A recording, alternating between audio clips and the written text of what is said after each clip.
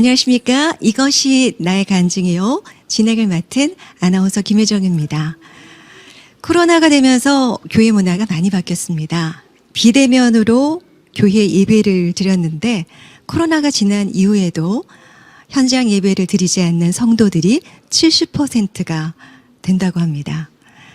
요즘 기독교인들은 유명 목사들의 설교보다 현장 성도들의 간증이나 경험을 더 많이 시청한다고 합니다. 역사학자이자 신학자인 토인비는 성경 말고 예수 그리스도를 전하는 또 다른 길이 있다면 간증과 경험이라고 했습니다. 코로나를 핑계로 해서 멀어진 신앙심을 되찾고 예전처럼 뜨거운 은혜의 강가로 이것이 나의 간증이요 프로그램이 함께 했으면 하는 소망을 가져봅니다. 오늘 함께 해주실 두 분의 패널을 소개해드리겠습니다.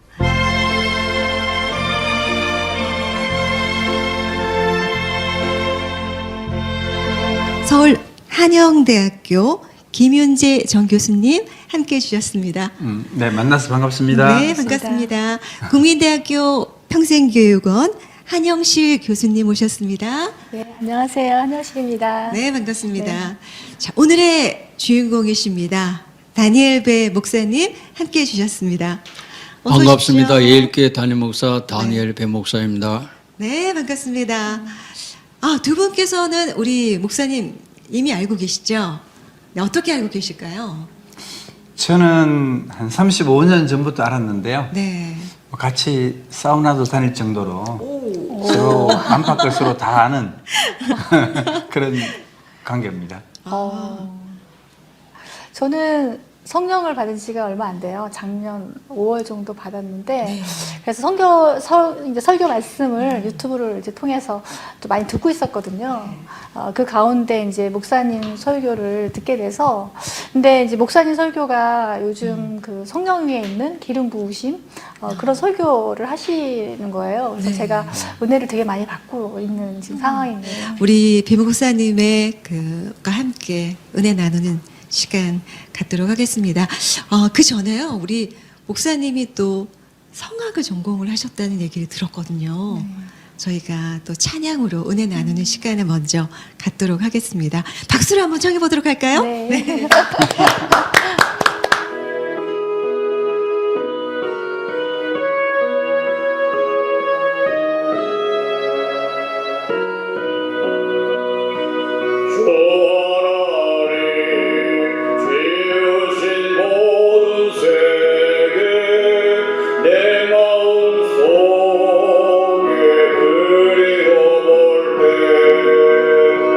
하늘의 별 올려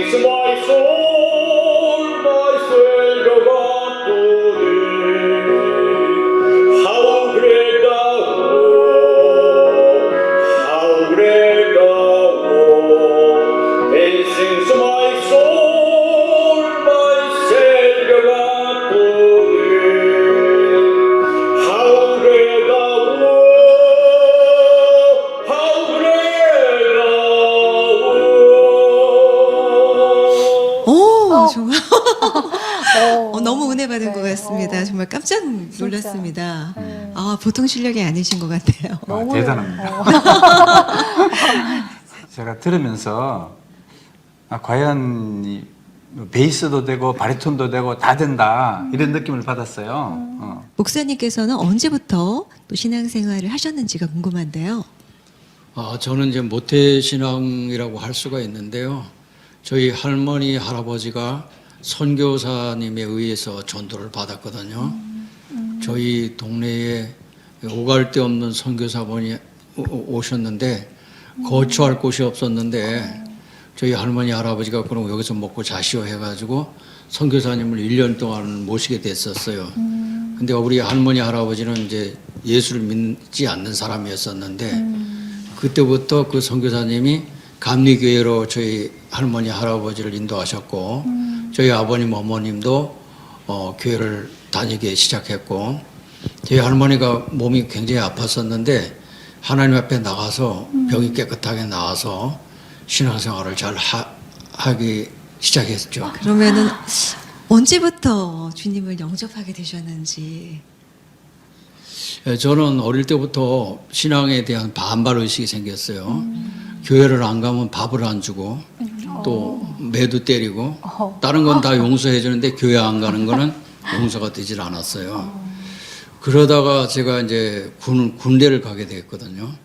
군대 갔는데 이제 장교로서 생활을 하면서 제 친구가 저한테 그 이유 없이 잘해주는 거예요. 밥도 사주고 뭐 선물도 주고. 그러던 어느 날 저보고 이렇게 부흥회하는데 한번 가자. 그래서 나는 교회를 갈 필요성도 없고 그런 얘기 하지 말라고 거부했죠. 그런데 그 친구가 나한테 잘해주니까 한번 가보자 싶었는데 사실은 그러기 이전에 우리 부모님은 하나님을 잘 믿고 있는데 나는 왜 이렇게 하나님 믿을 수 없을까 그 의문이 있었는데 그래 이번 기회에 내가 한번 의문을 풀어보자 이래서 그 부흥회를 갔어요.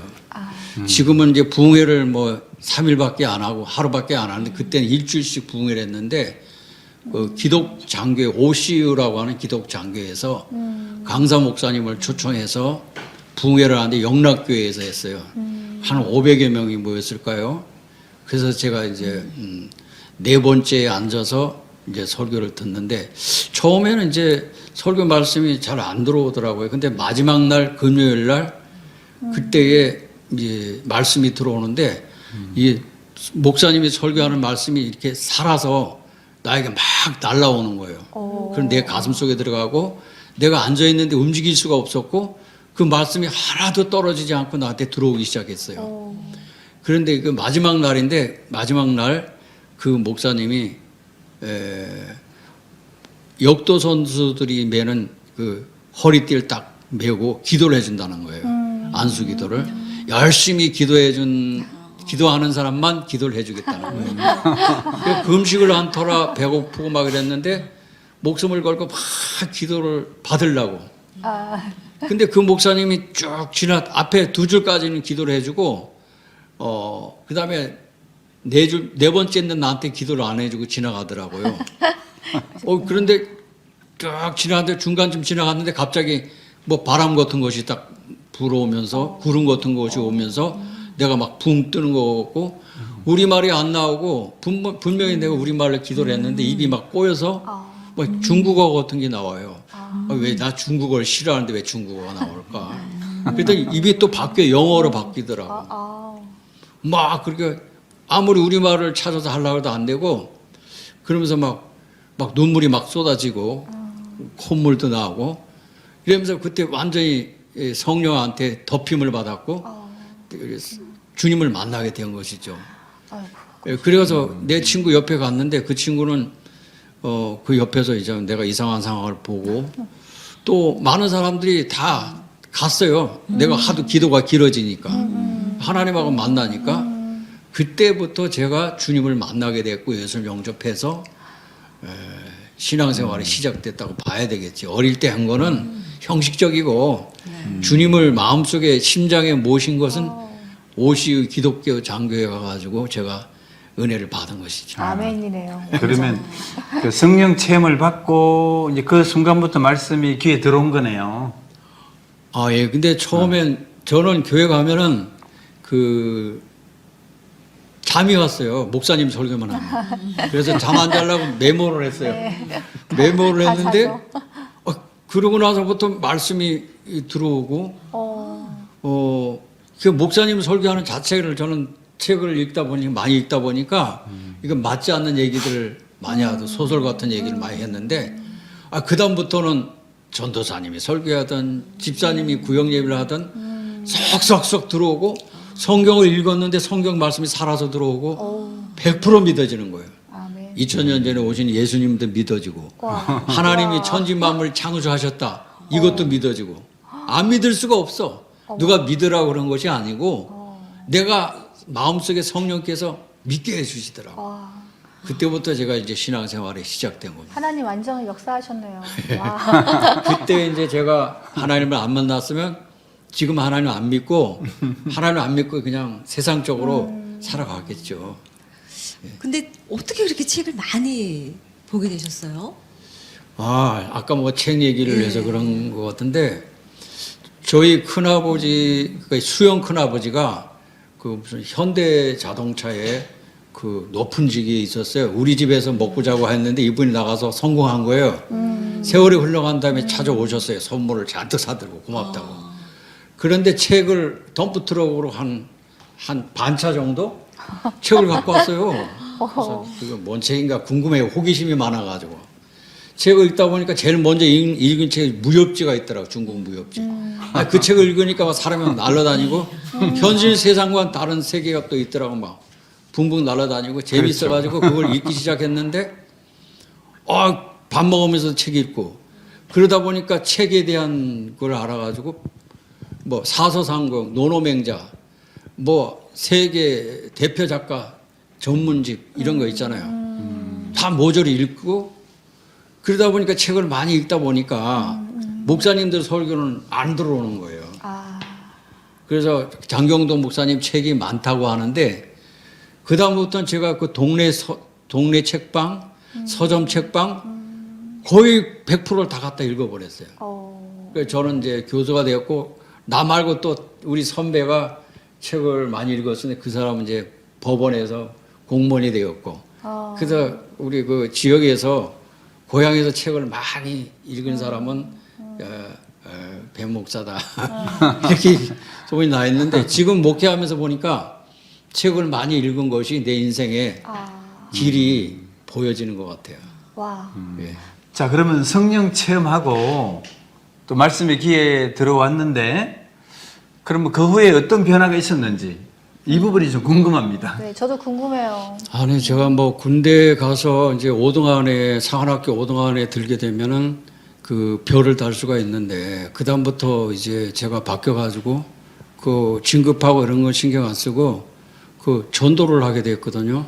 사병, 부사관, 장교 할 것 없이 전도해서 이제 교회로 보내라. 그것은 주님께서 나에게 그렇게 말씀하셨기 때문에 전도에 불타가지고 장성급까지 전도하게 되었어요.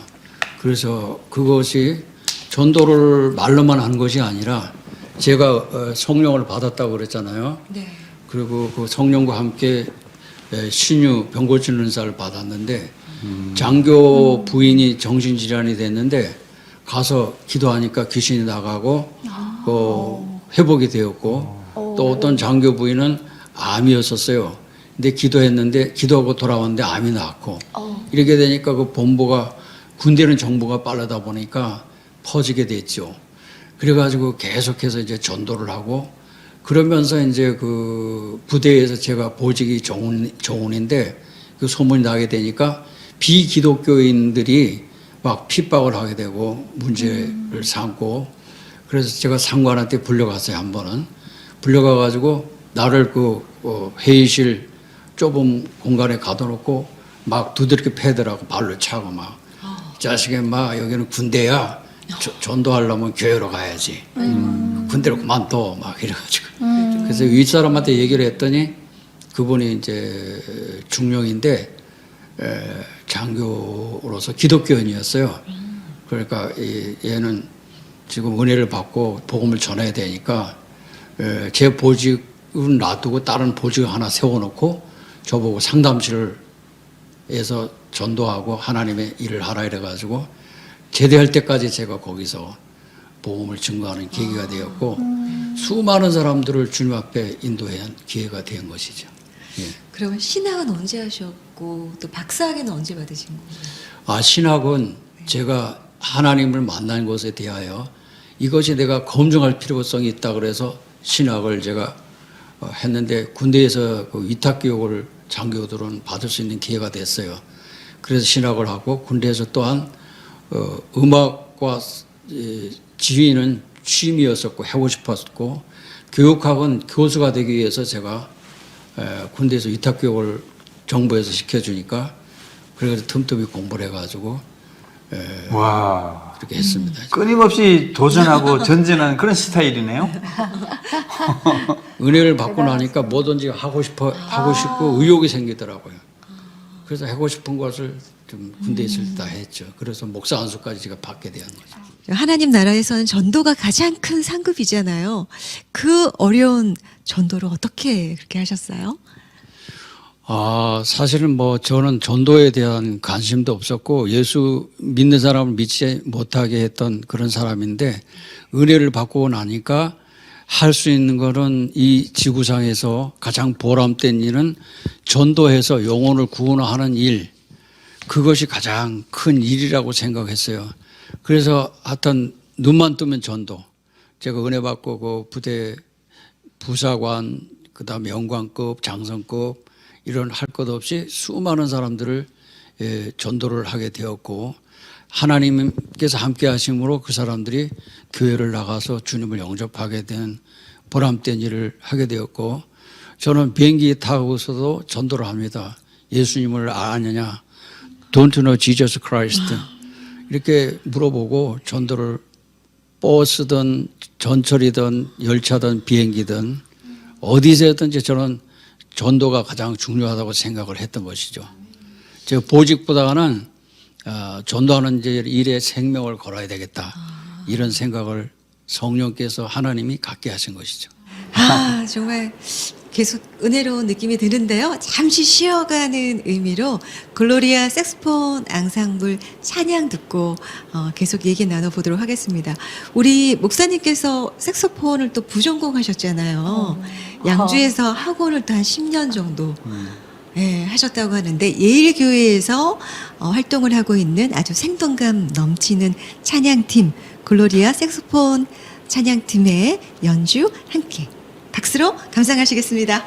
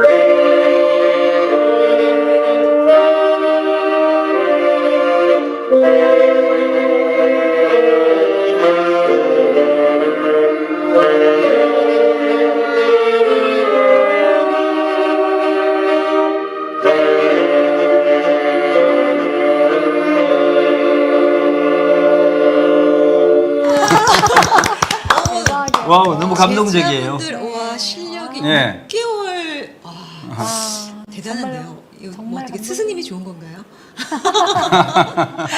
네, 너무 잘 들었습니다.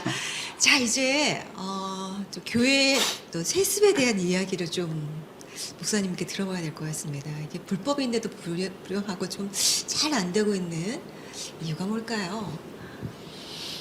교회 세습은 범죄 행위라고 저는 생각하고 있어요. 근데 교회 세습에서 쫓겨나 보니까 범죄 행위라고 생각하고 있는데 한국의 대형 교회가 거의가 다 지금 세습을 법에서 금한데도 불구하고 세습을 감행하고 있기 때문에 한국 교회의 문제점이고 교회가 퇴세하는 원인 중에 하나거든요. 말기 암이라고들 이야기하고 있는데 아직까지 한국 교회는 정신을 못 차리고 있겠죠. 그래서 저도 이제 한국을 대표하는 장로교단에서 가장 큰 교단에 후임자로 갔다가 세습에 제가 이제 쫓겨나게 된 거거든요. 그 후로부터 제가 그 충격과 상처를 받고 목회를 접게 되었고 학원 보고마를 위해서 제가 일을 하게 된 것이거든요. 이 세습 후에 좀 어떤 사건이 있었다고 들었거든요. 세습, 저에 대한 이제 세습의 어떻게 보면 희생양이라고 할 수가 있는데, 제가 이제 그 총회장 교회의 콜을 받아서 그 교회를 제가 갔거든요. 갔는데 3개월 만에 그 사위를 갖다가 담임 목사를 세우기 위해서 공모를 했고, 장로를 설득해가지고 저를 내쫓고 사위를 갖다가 이제 담임 목사로 방향을 바꾼 거거든요. 당시 사위는 그 병원 원목을 하고 있었고 그 사위가 갑자기 이 교회를 들어오겠다고 총회장님 사모님을 꼬투린 거거든요. 그래가지고 목사님은 안 된다. 그런데 목사님이 계속 하니까 이 교회를 내가 세웠으니까 이 교회 세워서 남 좋은 일 시키려고 세웠냐? 다른 사람보다 사위가 더 낫지 않냐? 이래서 저를 휴가를 보내고 저를 갖다가 이제 해임을 시키고 그래서 사위가 이제 들어오려고 했었죠. 그래서 교회에서 이제 뭐 목사님이 교회를 세웠으니까 고난이 목사님한테 다 있으니까 목사님 마음대로 하는 거예요. 그런데 이제 거기서 저는 막 억울해가지고 산에 올라가서 기도하고 깨끗하게 물러 앉았지만 그런데 이 사위에게 정의장 목사님이 20일 금식 기도해. 그래야 네가 명분이 있어. 내가 장로들한테 할 수가 있으니까 말할 것이 있으니까 20일 금식을 명했는데 15일 만에 그 사위가 돌연사를 한 거예요. 아, 그래요? 30대 젊은 나이에 사위가 갑자기 이제 죽었어요. 아무 예, 죽게 아픈 되니까 것도 없이. 이제 그 네. 세습을 할 수 없는 상황이 된 거거든요. 그러니까 흐르는 물을 막았는데 그 막은 물이 터져버리게 된 거죠. 아이고. 그리고 하나님의 뜻과 섭리에 의해서 제가 그 교회에 가서 사역을 해야 되는데 이걸 못하게 막았는데 하나님 보시기에 합당하지 않으니까 그 사회를 데려갔죠. 그 당시에는 제가 너무 억울하고 보내가지고 참으로 배신감을 느꼈죠. 그래서 산에 올라가서 기도하고 그랬는데 하나님께서 사회를 딱 데려가신 후에 총회장 목사님을 제가 용서해주고 목회는 안 하고 난 이제 전도자로 남겠다는 생각을 가지고 전도를 하게 된 것입니다. 그러면 그때 뭐 좀 충격을 받으시고 목회를 접으신 건가요? 예, 그때 엄청난 충격, 한국교회를 다 보았고 성령으로 시작했다 육체로 마치는 한국교회 현실을 다 보았고 이 목사님뿐만 아니라 이 총회장뿐만 아니라 다른 목사님들도 교인들의 반대를 무릅쓰고 그 인명권과 재산권과 모든 것을 아들에게 물려주는 것이거든요.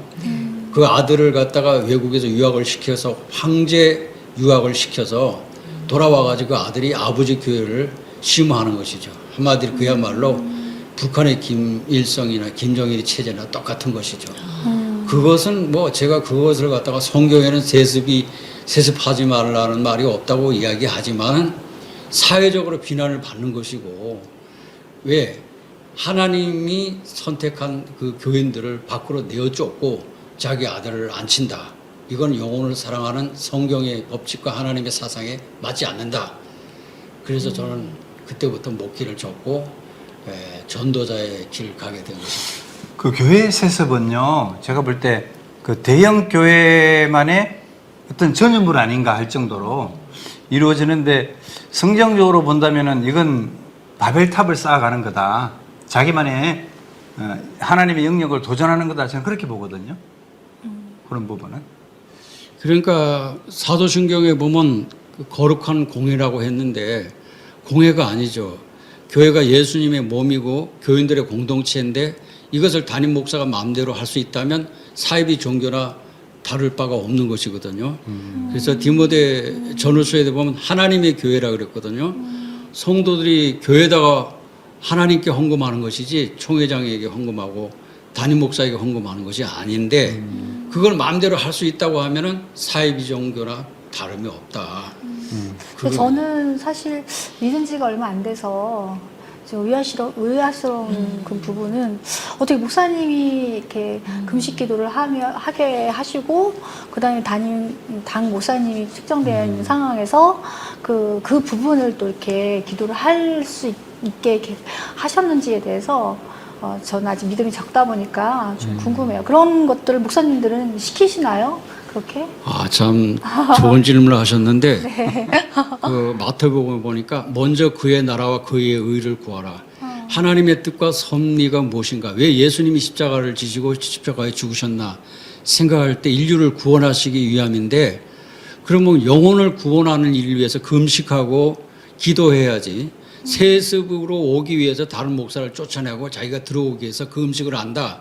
그 물질에 대한 욕심이 있는 것이지 영혼과 하나님의 뜻과는 상반된다. 그래서 한국 대형교회 모든 후임자 목사들이나 교회를 세운 대형교회 목사들이 그런 생각을 다 갖고 있으니까 한국교회는 말기암에 걸려 있는 줄도 모르고 또 그것을 찬성하고 따라가는 목사들도 많고 그 교권의 힘, 물질의 힘이 엄청나요. 하나님의 힘과 예수님의 힘과 정신은 없는 거예요. 참 안타깝네요. 껍데기에 불과해. 그렇기 때문에 앞으로 한국교회는 유럽교회처럼 텅텅 비어갈 것이다 라고 저는 생각하고 있는 것이죠. 그렇군요. 목사님 너무 억울하셨을 것 같아요. 네, 근데 진짜. 교회에서 어떤 뭐 대책 같은 걸 세워주셨나요? 처음에는 막 6개월 동안 먹을 거 아무것도 안 주고 대책도 안 세워주고 저는 내가 나온 교회에서 아무것도 받지 않고 나왔기 때문에 오갈 곳이 없게 거리로 나앉게 된 것이죠. 그 회사에서 뭐 이렇게 뭐 해고를 시켜도 수당을 주고 다 하는데 그 미리 다 알려주잖아요. 근데 갑자기 어느 날 갑자기 그렇게 돼서 엄청난 충격을 제가 받았죠. 그래서 도봉산에 올라가서 눈물 흘리면서 기도하면서 했을 때 하나님께서 하시는 일이 하나님은 그 편이 아니라 내 편이 되어 주셔서 내 기도를 들어주셔서 내가 억울하고 그런 것을 다 풀어주셨기 때문에 용서해 주고 그 다음에 나는 전도자의 길을 가야 되겠다.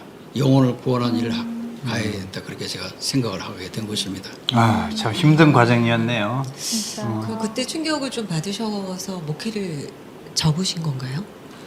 그래서 제가 목회를 접고 이제 학원 복음화를 하게 된 것이죠. 학원 복음화는 어떤 건가요? 제가 음악에 달란트가 있어서 못 다루는 악기가 거의 없을 정도로 취미를 했는데 그래서 제가 대학 교수를 하면서 음악 학원을 운영하기 시작했죠. 25평에 상가를 얻어가지고. 근데 상상보다도 한 3개월 됐는데 한 달에 한 60명 평균 몰려왔어요. 그래가지고 그 사람들에게 복음을 증거하고 교회로 데려가는 못자리 목회, 교회로 세례 받기까지 계속 돌봐주고 그런 목회를 한 10년 가까이 제가 그 일을 제가 했었습니다. 거기에 대해서 하나님께 영광을 돌리고 감사하죠. 음악이라는 채널을 통해서 복음을 증거하는 것이 총회장 교회 가서 담임 목사로 설교하는 것보다는 훨씬 낫다고 생각되어서 지금까지 저는 전도의 일을 하고 있습니다. 우리 교수님, 목사님 하시는 학원 가보셨다면서요? 예. 제가 이제 양주시 그때 이제 가봤는데 처음에 정말 제가 말 못했지만 너무 열악했어요, 환경이. 그래서 정말 고생하는구나. 이게 비전이 있을까 걱정했는데 그러고 나서 이제 3년이 지난 다음에 다시 한번 가면 제가 놀랬잖아요. 정말 놀랍도록 성장하고 그 부흥하고 그리고 초신자들, 불신자들이 많이 기독교 문화와 성경을 접하는 걸 보면서 정말 대단하구나. 그러면서 좀 특이한 분이다. 이런 생각을 제가 했었어요, 사실은요. 근데 사실은 제가 그때 학원을 처음 시작할 때 논밭이었었고 형성이 아파트나 이런 민가가 형성되지 않았는데 어떤 회원이 와서 그러더라고요. 여기서 학원하면 망합니다. 하지 마세요. 올 사람 없습니다. 그런데도 하나님이 하라고 그래서 시작했는데 전국에서 몰려오는 거예요. 전국에서 색소폰을 배우기 위해서. 색소폰은 제가 프랑스까지 유학 갔다가 와가지고 그걸 체계화 만들어가지고 학과까지 만들었었는데 이래가지고 사람들 많이 오는데 그 돈 벌려고 하는 건 아닌데 그러면 한 3년 만에 이제 법인까지 만들게 되었는데 저는 그것을 제가 돈 벌려고 하는 목적은 절대 아니었어요. 그 누가 얘기할 때 아직까지 학원하고 있어? 문 안 닫았어? 그런 말도 많이 했어요. 왜냐하면 그거 상황이 그러니까. 근데 하나님께서 많이 보내주셔가지고 학원도 성공했고 전도도 해가지고 수많은 영혼들을 하나님 앞에 돌아오게 했습니다. 제가 생각나는 부분이 있어요. 그때 법인을 만든다길래 제가 그건 어려운 일이라고 제가 나서서 말렸던 사람이에요. 왜냐하면 그건 과정도 복잡하고 비용도 좀 많이 들고 그래서 제가 부정적으로 말했던 사람 중에 제가 장본인이에요. 근데 어떻게 그렇게 전문 음악 법인을 만들었는지 그 후에 제가 놀랬죠. 근데 그렇게 어렵게 만드셨는데 또 그 이사장직에서 물러나셨다고 하시더라고요. 제가 3년 전에 갑자기 건강검진을 하다가 사고가 났어요. 의료사고가 나가지고 죽을 상황이 됐어요. 그래가지고 그때는 그 죽을 상황이 되니까 하나님 모든 걸 다 내려놓겠습니다. 목숨만 살려주십시오. 그러면 제가 그전에는 나 말고 훌륭한 목사님들도 많이 있으니까 다른 목사님 쓰세요. 이래고 그냥 한 14년 동안을 전도 목회를 했는데 죽을 상황이 되니까 살려만 주시면 목회하겠습니다. 살려주세요. 제발 살려주세요. 그 기도만 하는 거지. 그랬는데 하나님께서 저를 살려주셔가지고 또 목회를 또 다시 할 수 있게 되었거든요. 기도 중에 응답을. 그리고 이제 법인은 네. 우리 교수님들이 법인을 만들 수 없다고 그랬어요. 그리고 문체부 산하의 교육기관을 만든다는 것이 굉장히 어려운 거거든요. 그 많은 교수님들이 하다가 다 손들어요. 교수님들이 은퇴한 후에 법인을 하려고 그러거든요. 그런데 기도로 밀고 나갔는데 결과적으로 법인을 성공적으로 만들었고 전국에 한 25개 지부를 만들고 3년 전에 제가 아프니까 다 내려놓고 제가 이사장에서 물러났습니다. 와, 기도가 답인가 봐요. 진짜. 그럼 어떤 목회자의 또 길을 가셨는지도 궁금한데요. 그래서 제가 이제 법인에서 물러나고 건강이 좀 회복이 돼서 이렇게 됐는데 하나님하고 약속한 것이 하나님 나에게 물질을 주시면 내가 교회를 세우겠습니다. 상가교회는 못합니다. 나는 이제 교회를 지어야 되겠습니다. 그랬더니 너 줄 테니까 할 거예요. 하겠습니다. 그러고 났는데 어떤 그 몇 년 전에 저에게 기도를 받고 병이 나온 권사님 전화가 왔어요. 그래서 왜 무슨 전화입니까? 그랬더니 그냥 전화 통화만 했었는데 제가 아는 지인이 강남에 사는데 위암 말기니까 보내드리겠다고. 그래서 나도 막 건강이 회복되는 상황이었었죠. 그때 보내라 그랬어요. 왔는데 통증 때문에 못 견디는 거예요, 이분이. 그래가지고 심할 때는 뭐 마약 주사를 맞고 병원에 입원하는데 그래서 오늘 한번 기도해보고 안 아프면 기도합시다. 이래가지고 이제 기도를 오늘 했는데 그 이튿날 전화가 왔어요. 하나도 안 아프다는 거예요. 기도받고 그럼 기도빨이 받는가 보다. 이래가지고 계속 기도를 한 3개월 동안 했는데 이분이 밥도 못 먹고 닌게르도 안 들어가고 이제 죽을 날만 기다리는 사람이에요. 근데 이분이 그 마지막으로 자기 지푸라기로 잡으려고 교회를 나갔던 거예요. 초신자로. 그런데 그러면 이제 3개월 정도 했는데 물도 먹기 시작하고 어느 날 화장실에 갔는데 화장실에 시커먼 게 쏟아졌다는 거예요. 그래서 물도 먹고 밥도 세상에. 먹고 이렇게 회복이 되는 거예요. 매일 제가 일주일에 2번씩 와서 기도를 받고 전화로 기도해주고. 작전 기도한 꼴이네. 작전 그래서 기도요? 이제 이번에 이제 건강이 어느 정도 괜찮아지다 보니까 병원 가서 검진을 한 거예요. 암 판명 받은 병원에 가서 했는데 그 암세포가 싹 없어졌다는 거예요. 진짜요? 그래서 그 엑스레이나 MRI를 다시 해서 이거 잘못된 거 아닌가, 딴 사람 거가 아닌가 하고 비교를 막 한 거예요. 정말 자기 거 와. 맞다 이거지. 그래가지고 이분이 그 다음에 이제 너무 감사하죠. 하나님이 하신 거니까 제가 한 게 아니고. 와. 그래가지고 전화 왔어요. 4개월쯤 돼가지고 목사님 계좌번호를 불러주세요 그러더라고요. 그래서 계좌번호를 뭐 하려고 그러는데 하여튼 좀 돈을 보낼 테니까 필요하게 쓰세요. 자기 부인 같은 사람이 써달라고. 그래서 불러줬더니 돈이 많이 온 거야. 1,2천만 원이 아니고. 좀 궁금해요. 얼마 정도 왔어요? 그거는 이제 그 하나님께 뭐 드린다고 했으니까 그 방송상으로 밝힐 수도 없고. 그래서 궁금한데. 그걸 가지고 나는 하나님한테 약속했으니까 물질을 주시면 교회를 세우겠다 했으니까 하나님도 날 살려주시고 계시니까 그래서 그거 가지고 양주시에서 가장 경관이 좋은 그 전원 마을에다가 땅을 사서 거기다 교회를 제가 짓게 된 겁니다. 아멘, 할렐루야네요. 와. 참 이렇게 더 많이 궁금한 우리 그 내용을 잠깐 멈추고요. 목사님들의 그 제자로 구성이 되어 있는 한국관악문화예술원 UNI 색소폰 연주단의 할렐루야. 네. 다 함께 들어보도록 하겠습니다. 박수로 듣겠습니다. 네, 좋습니다.